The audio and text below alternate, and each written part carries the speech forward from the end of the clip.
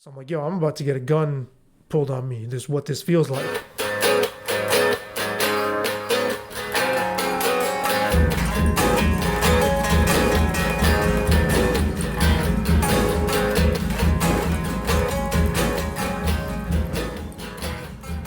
Hey, welcome to Feedback Def. I'm Sabby RK, the apostate music journalist, and I want to tell you about something that happened yesterday while I was out on a walk.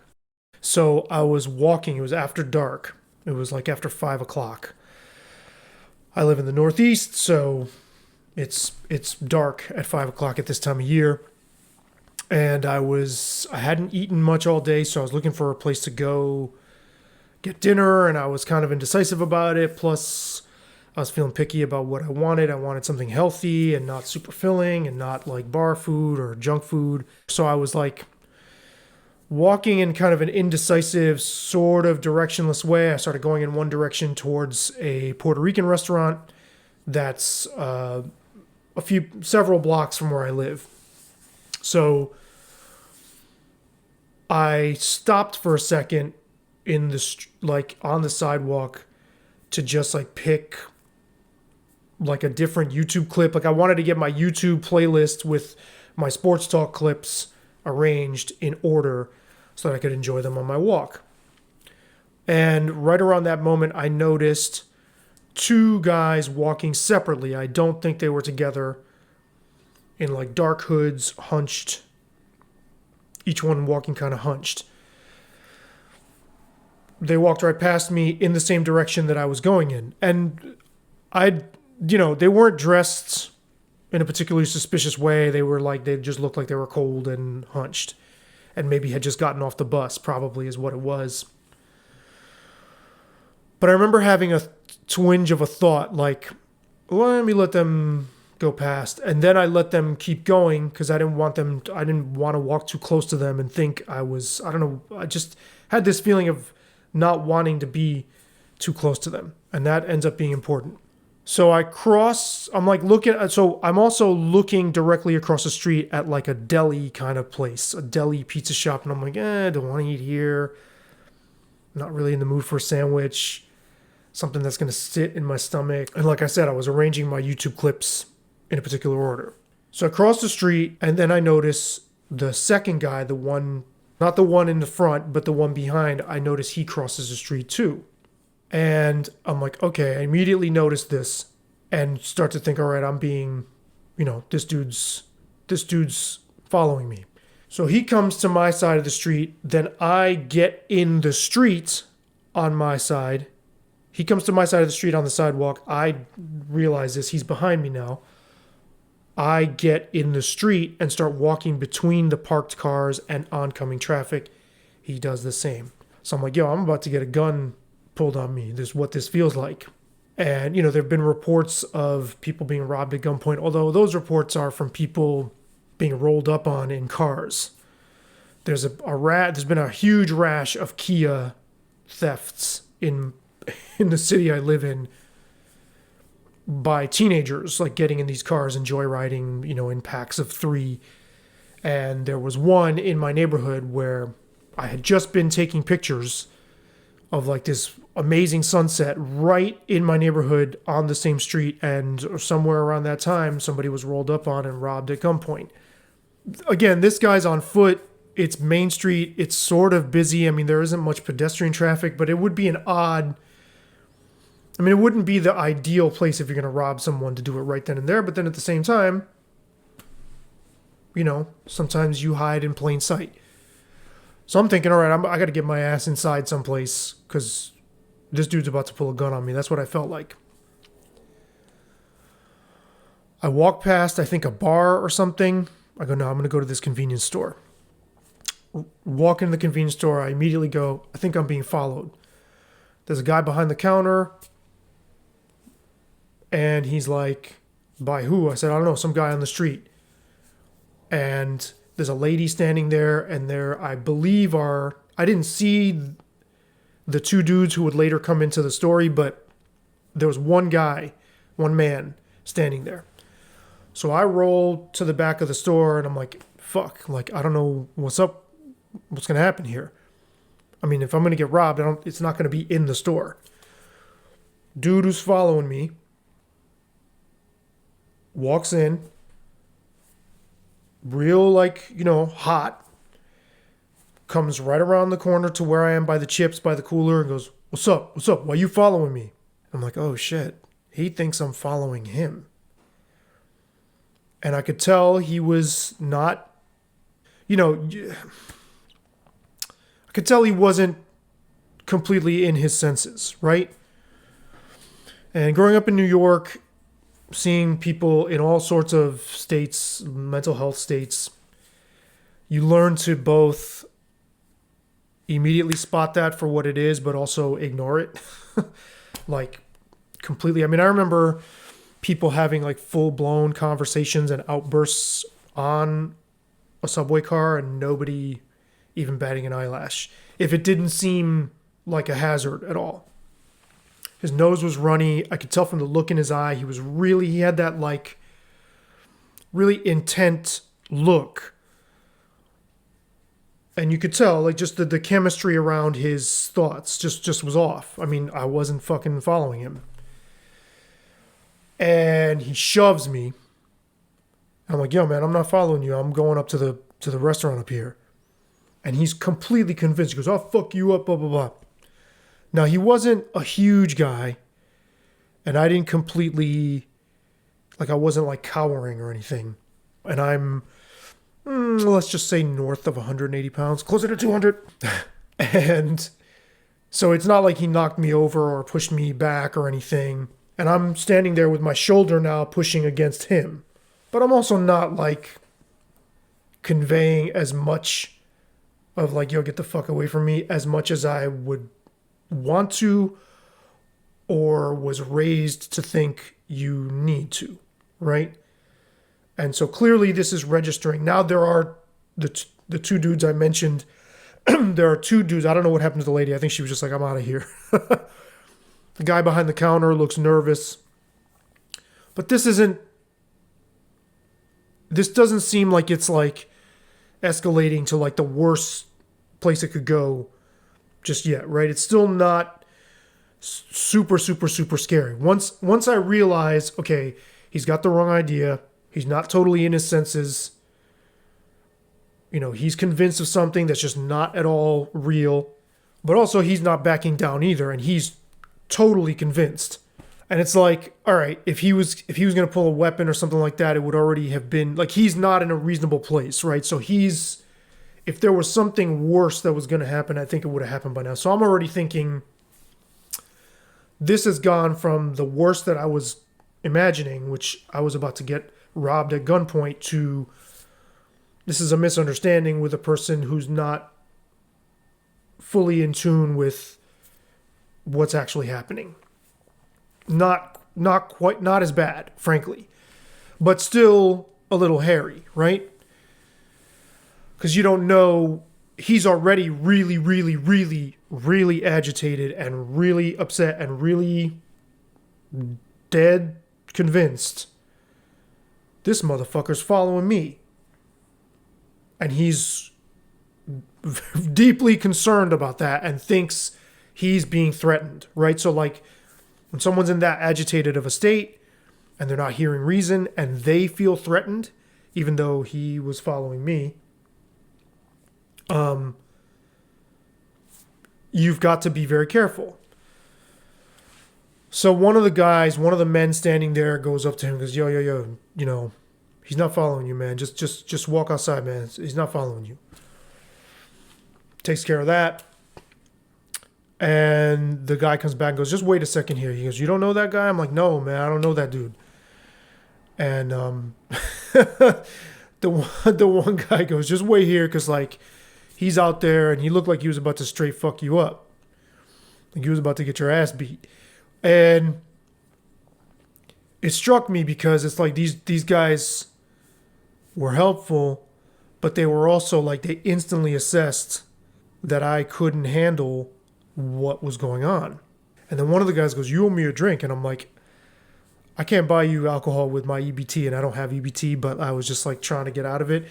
And then the guy behind the counter Goes, oh, we don't sell alcohol here, so it must be like a Muslim owned establishment. I'm presuming. Like kind of in the hood, kind of. I don't live in the hood, but it's like sort of on the border, sort of, kind of, not really. Where it gets a little bit like more, a little bit more towards the hood. I live sort of towards the edge. So he grabs a drink from the cooler and goes to there. How much is that? I'm like, now you're gonna bilk me for a drink, which I kind of felt like a sucker for doing, but I also felt like buy the guy his fucking juice, right? Like, and he goes, oh, it's $1. And the guy behind the counter goes, yeah, it's $1. The other guy who was standing there goes, I got it. They knew each other. And he goes, just hang out here for a bit. So I kind of take the hint and just go back in the other direction I came. I'm like, you know what? I'm not going to go in the same direction. Maybe that's a hint from the the universe to not go the way I was going. Because it would have been kind of a pain in the ass to walk as far as I wanted to. And by the time I got my food home, it would have been cold anyway. So, and it would have been a gigantic serving of roast pork, or pernil, as they say in Spanish, which I would not have had the self-control to not eat all of it. I mean, it's enough to feed like 3 fucking people. 3 full-grown 200-pound adults, such as myself, could eat like pigs at a trough from a medium-sized serving. And that's not what I wanted to do to myself. So I'm like, all right. Now, I can imagine people, some of my friends or people I know here in town who would interact with me on Facebook, who I know personally also, would be like, I'm sorry that happened to you, which is like one of my least favorite things to hear.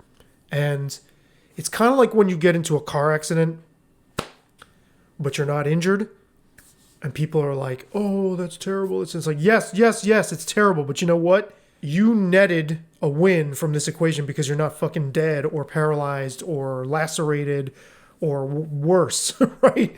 Like, yes, it sucks, but you've netted positive here. You came out in the win column. And yeah, this steps on some nerves for me, right? Because I was raised to think you must be able to protect yourself with your hands, or else you're not a worthy person. Certainly as a male, even for women where I grew up too, it's like that. And it's funny, I remember one time a lady cut me off a little. I was on my bike and I went like that to her, and she fucking pulled over again in a very agitated, like so agitated that I was questioning, her mental state. She was about to straight fuck your boy up, like straight up. She was so angry. I was like, I ain't fucking with this. So I can see people being like, I'm sorry that happened. And there's totally a divide between people who grow up in places where this is common and where you're aware that you might have to be physically confronted for any reason, mostly just for being different or standing out or for appearing vulnerable in any way. And people who don't. And people who aren't accustomed to having to do that have a lot of trouble with these situations. And so it's easy to spot, well, not always easy, but people who would get in someone else's face for whatever reason are often making the calculation, I can get away with that with this person. Right? The guys at the convenience store were actually really calm. But something tells me the dude wouldn't have done that with them. Although it's hard to say. Now, here's the interesting part. And really the part that I wanted to get to. I did not go home feeling like burdened by the shame. It was a reminder that this is something since my adolescence I have been very, very aware of. That I need or feel a strong need, which I do, to be able to be physically capable enough to at least walk away from situations like this so that I don't feel like I've been browbeaten into doing it. That's very important to me. Although, even though I have a small child now and feel even more of an urgency and more hypervigilance to protect us, this was a reminder yesterday that I have not quite gotten to the point. It's not something that I've tended to. I'm like, okay, well,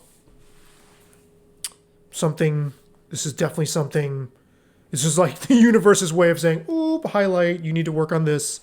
Or maybe a little more nuanced, this is the universe's way of highlighting something, an area that I have invested energy in, and it's reflecting back to me.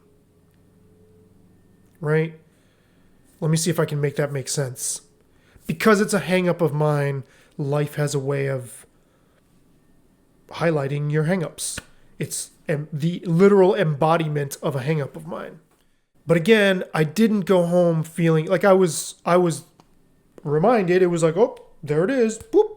Like, here's something you haven't been working on that you don't feel ready for. And again, I didn't cower. I wasn't like, I was trying to reason with the guy saying, I'm not following you, man.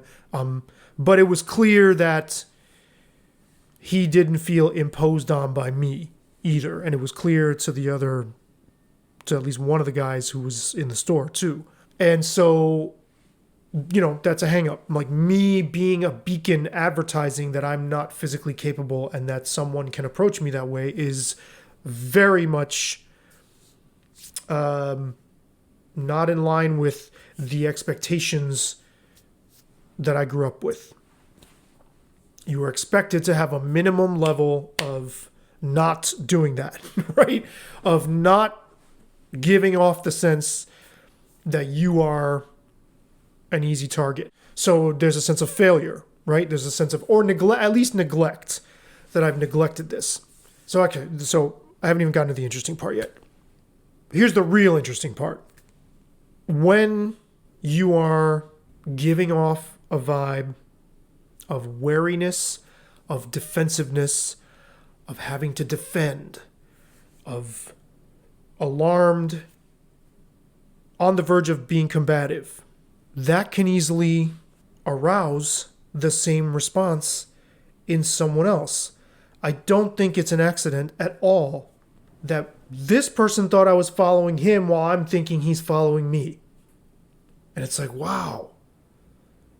As far as an illustration goes, as far as like a lesson to learn, as far as a nudge, or even actually a physical shove from life that I received yesterday, and it wasn't very hard, I wasn't hurt or anything.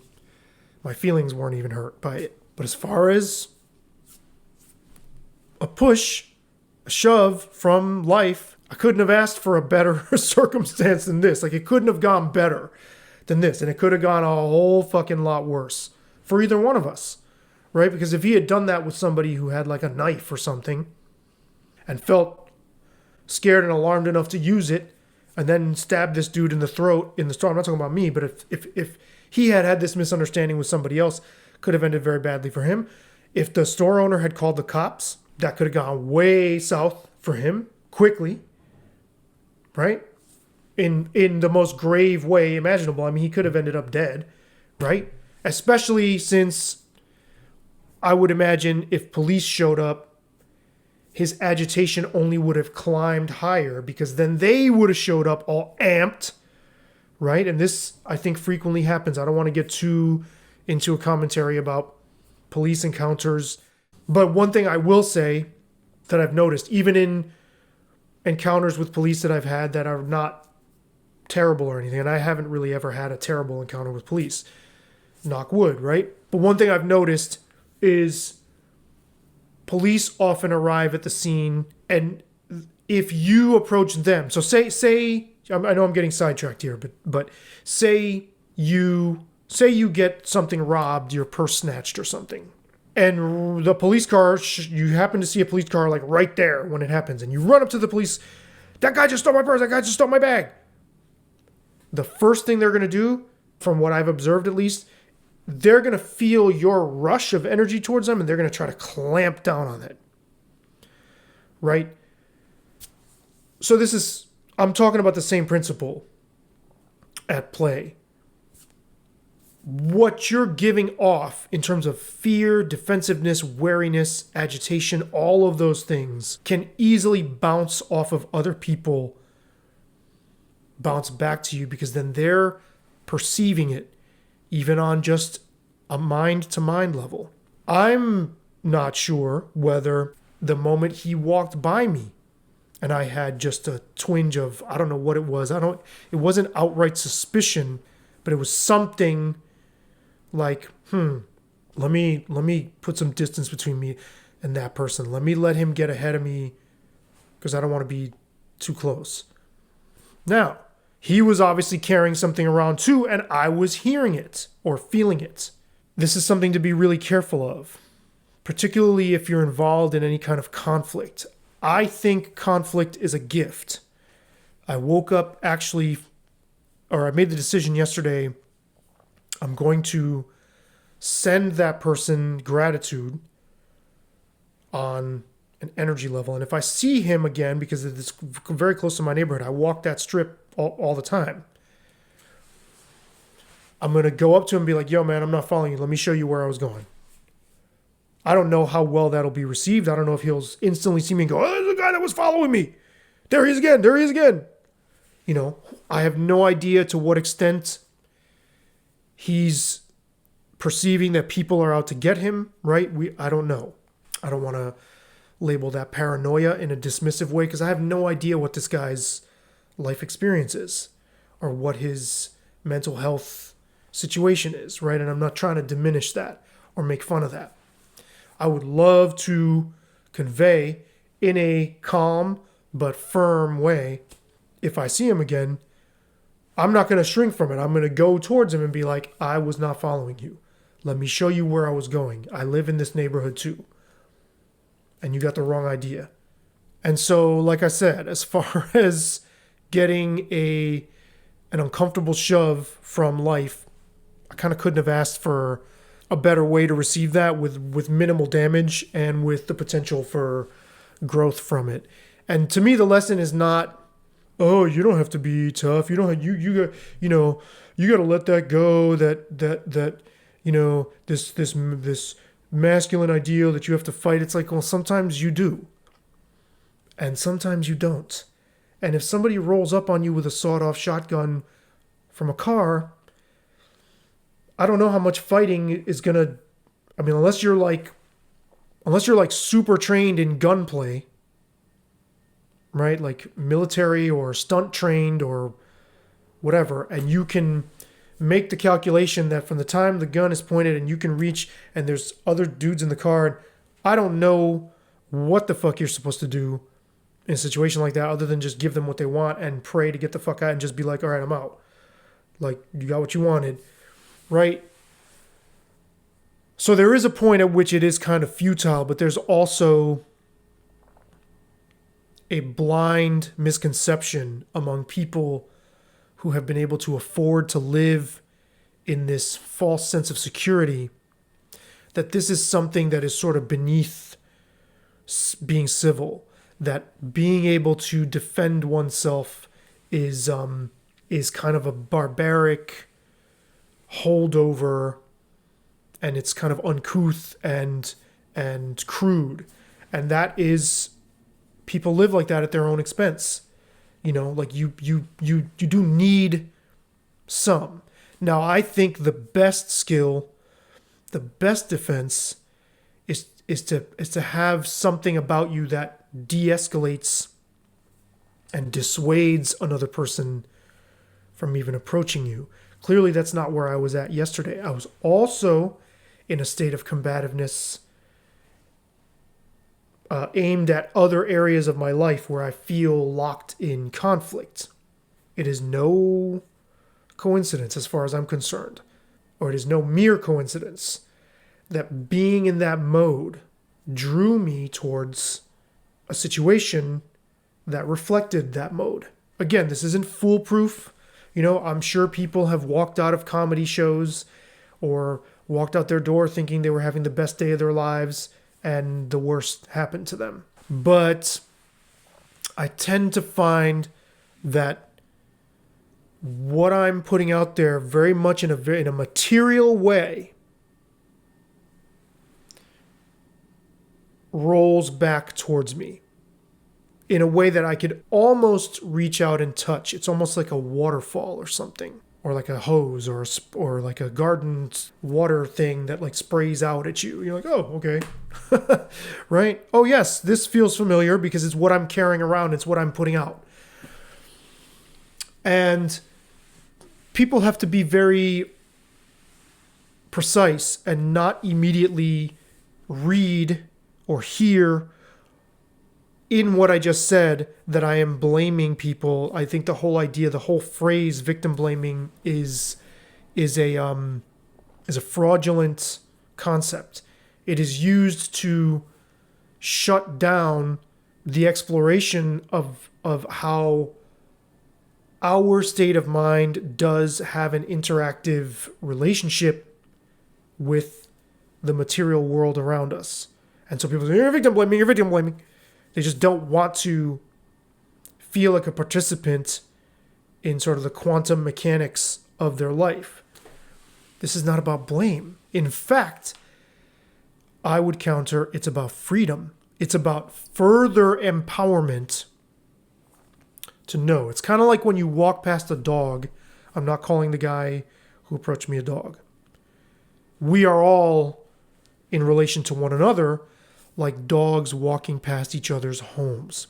If you notice, anytime you have a dog in the house, or anytime you walk past a house with a dog and you have a dog with you, every home you pass with a dog, the dog's going to be at the window or the door barking at that dog that just walked by. The dog you're with is totally oblivious, happy as a clam. If you notice, dogs that you're walking, or dogs that are walking in the street, do not bark at dogs inside the house. It's the dogs in the house that are defending what they like. They're defending their turf. They're defending what's theirs. They've drawn a circle around this home, and that's what makes dogs so wonderful, that they do that, right? But isn't it interesting that the dog in the street that's actually invading that dog's space, and if you want to really call it for what it is, that dog should understand, well, wait, I know why doggy's barking at me, because I'd be barking too. Put my ass in the house and have that dog walk by my house and see what happens, right? So this kind of mutual guardedness, this mutual defensiveness, this protective posture does tend to yield like energy in return, a sort of boomerang effect. And it is not blaming yourself. I'm not blaming myself for what happened. I'm actually not blaming the other guy either. He thought he was being followed. He was triggered somehow. And clearly this was enough of, I don't want to say life or death for him, but it was clearly enough of a threat. He felt the need to follow me, to say, you must get away from me. You better get away from me. You better get away from me. So he wasn't feeling safe either. Just something to think about.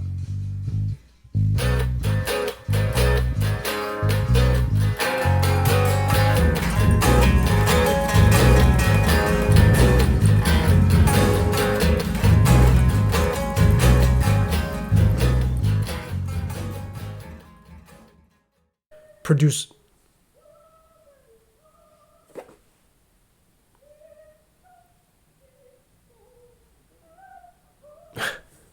Someone's like singing like opera outside.